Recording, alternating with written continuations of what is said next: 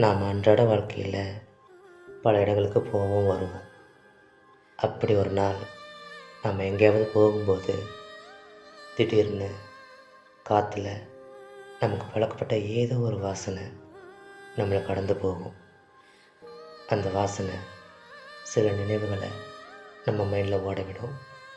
ஆனால் அந்த நினைவை முழுசாக உணர்றதுக்குள்ளேயே அந்த வாசனை நம்ம கடந்து போயிருக்கோம்.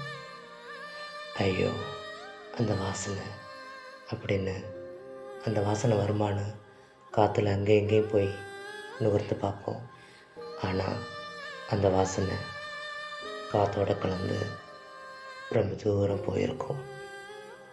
அப்படித்தான் நம்ம வாழ்க்கையிலும் சில உறவுகள் நம்ம முழுசாக உணர்றதுக்குள்ளேயே நம்மளை கடந்து ரொம்ப தூரம் போயிருப்பாங்க.